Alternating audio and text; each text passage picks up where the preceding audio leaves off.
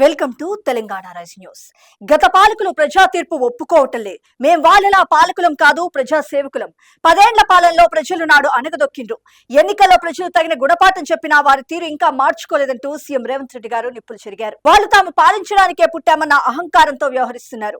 మేము అధికారంలోకి రాగానే ప్రజా సేవకులమని స్పష్టం చేశామంటూ సీఎం రేవంత్ రెడ్డి గారు వ్యాఖ్యానించారు. సీఎం గా మంత్రిగా గెలుపోటముల బాధ్యత నాదే, అందుకే నేనే రాజు నేనే మంత్రి అన్నానంటూ స్పష్టం చేశారు. అయితే తన వ్యాఖ్యలను వక్రీకరించారంటూ సీఎం రేవంత్ రెడ్డి గారు స్పష్టం చేశారు. ముఖ్యమంత్రిగా, మున్సిపల్ శాఖ మంత్రిగా గెలుపోటముల బాధ్యత తానే తీసుకుంటున్నానంటూ సీఎం రేవంత్ రెడ్డి గారు స్పష్టం చేశారు.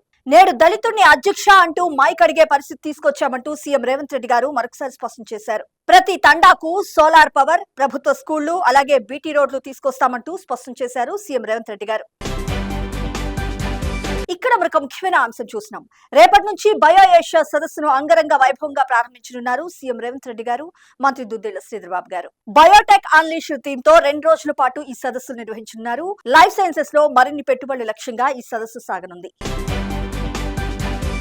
ఇక్కడ మరొక ముఖ్యమైన అంశం చూసినాం. కాంగ్రెస్ పార్టీ అగ్రనేత గౌరవశ్రీ రాహుల్ గాంధీ గారు దేశం తరపున, రైతుల తరపున నిలబడి ఉన్నారని, అమెరికాతో రాజీ పడుతూ భారత్ చేసుకున్న ఒప్పందాన్ని ప్రశ్నించే ఒకే ఒక్క నేత కాంగ్రెస్ పార్టీ అగ్రనేత గౌరవశ్రీ రాహుల్ గాంధీ గారు అని ముఖ్యమంత్రి శ్రీ రేవంత్ రెడ్డి గారు స్పష్టం చేశారు. భారతదేశం రైతుల దేశం. రైతులను మోసం చేస్తే మన దేశాన్ని మోసం చేసినట్లే. అన్ని రాజకీయ విభేదాలను పక్కన పెట్టి భారత రాజకీయ వ్యవస్థను రక్షించడానికి మరి కాంగ్రెస్ పార్టీ ఎప్పుడూ ఐకమత్యంగా పనిచేస్తుంది. మనం ఏ విజయాన్ని సాధించాలనుకున్నా జాతీయ సార్వభౌమాధికారం, విదేశాంగ విధానంలో మాత్రం రాజీ ఉండకూడదంటూ పేర్కొన్నారు సీఎం రేవంత్ రెడ్డి గారు. అమెరికాతో అసమర్థ వాణిజ్య ఒప్పందాన్ని రైతుల తరపున కాంగ్రెస్ పార్టీ అగ్రనేత గౌరవశ్రీ రాహుల్ గాంధీ గారు ప్రశ్నించారంటూ పేర్కొన్నారు. ఇక్కడ మనకు ముఖ్యమైన అంశం చూసినాం. భారత్ అమెరికా మధ్య కుదిరిన వాణిజ్య ఒప్పందంపై కేంద్రం తీరును లోక్సభ ప్రతిపక్ష నేత గౌరవశ్రీ రాహుల్ గాంధీ గారు ఎండగట్టారు.